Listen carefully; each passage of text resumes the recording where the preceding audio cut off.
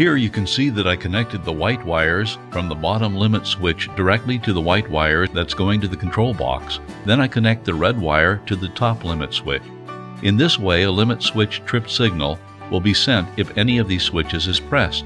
As the VOB I am using has just one input for each axis limit, the USB boards will require a cable being driven for each limit switch to the control box.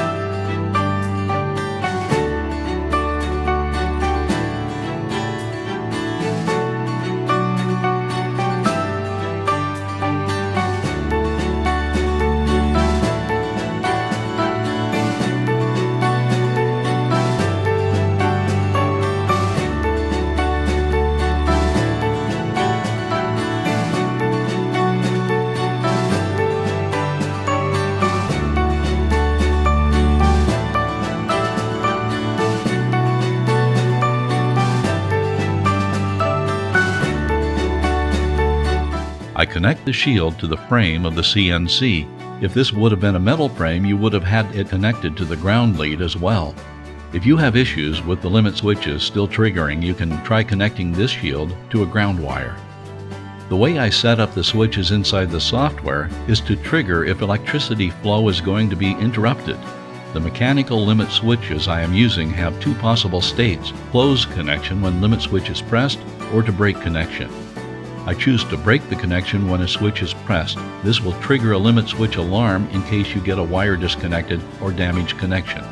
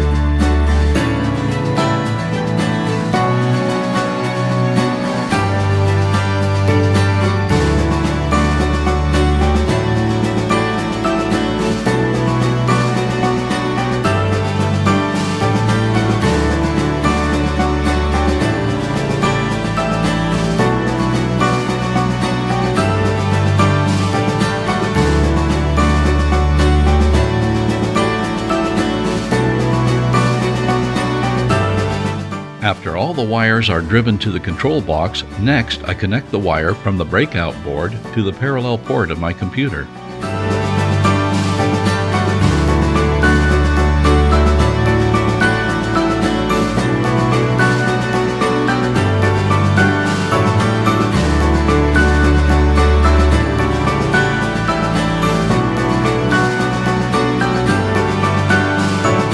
Inside Mach 3 software, I jumped on enabling the input signal pins. This might be the first time you see this software.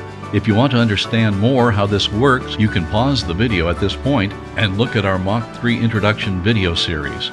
This window opens when you click on Config, /ports and pins, then select the Input Signals tab on the window.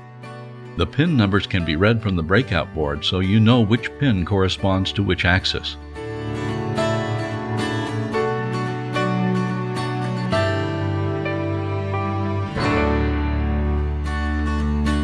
You can see now that these 6 limits are yellow, which means that the connection is broken and the software is in an emergency state until the switch is no longer pressed or the cables connected in my case.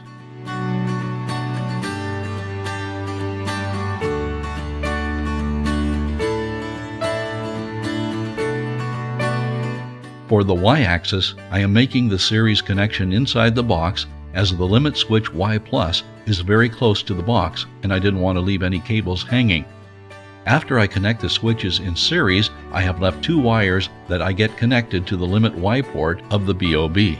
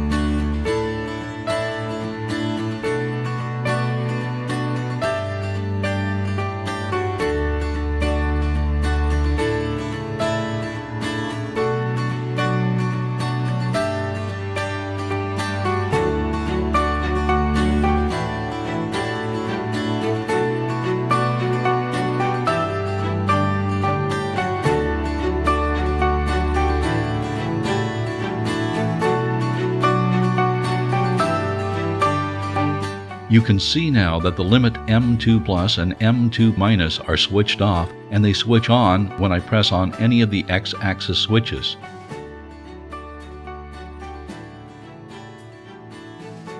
To connect the next switch, I measure which cable this is by connecting the leads to a multimeter and pressing on the switches.